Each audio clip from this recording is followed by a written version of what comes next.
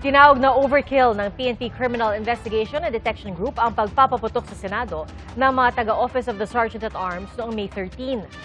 Natanong naman si dating PNP Chief at ngayon MMDA General Manager Nicolas Torre III kung handa ba siyang tumulong sa pagtugis kay Senador Bato de la Rosa. Saksi, si Marie Zumali.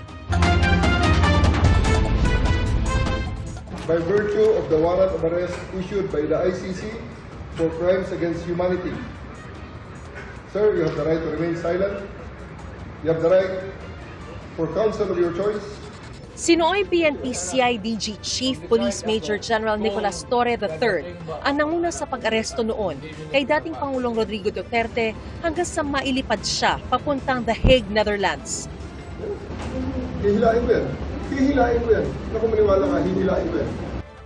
At ngayong may direktiba na ang DOJ para arestuhin naman si Senador Bato de la Rosa, natanong si Torre kung handa ba siyang tumulong sa pagtugis sa dating kabaro na dati ring nagsilbing PNP Chief.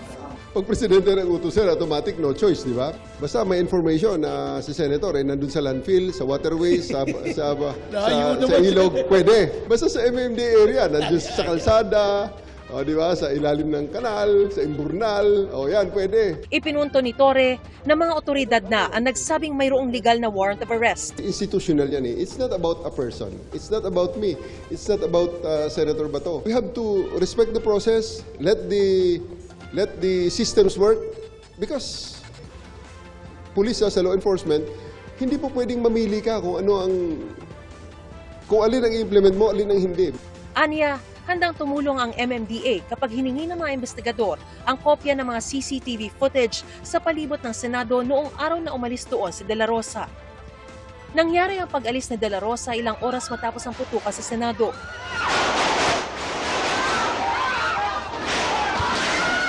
Tinawag ni Senador Panfilo Lacson na trigger-happy ang pagpapaputok ng mga taga-OSAA o Office of the Senate Sergeant-at-Arms.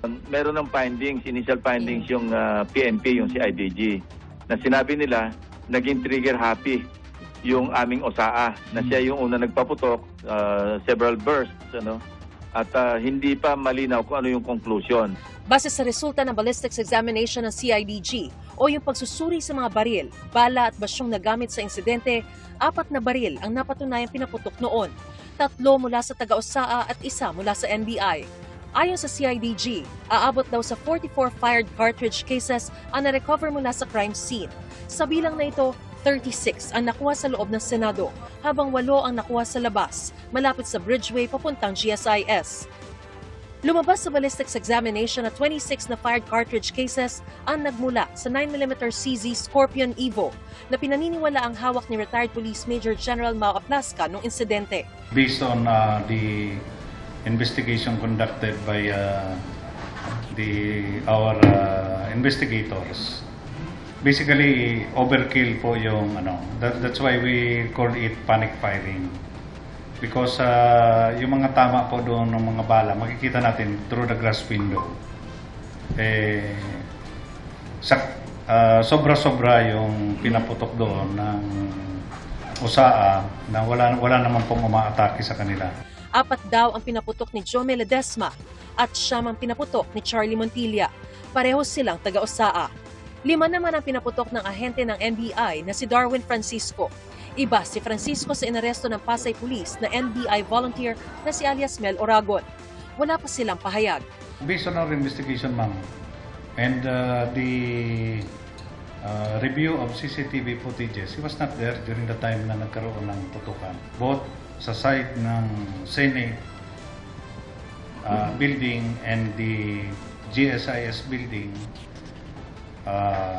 isang NBI lang po ang nagpaputok. And that is NBI agent, Senior Agent Darwin Francisco. Ayon pa kay Morico, batay sa trajectory at lokasyon ng mga tama ng bala, lumalabas na walang direktang umaatake sa mga tauhan ng OSAA nang maganap ang sunod-sunod na pagpapaputok. Naghain na raw ang CIDG ng rekomendasyon sa DOJ para sa posibleng paglabag ng mga sangkot sa umiiral na batas at alituntunin sa paggamit ng baril. Wala naman daw inirekomendang kaso laban sa 2 NBI agent na kasama sa operasyon dahil nakita nilang profesional ang kanilang pagganap sa tungkulin. Ako si Marie Zumali ang inyong saksi.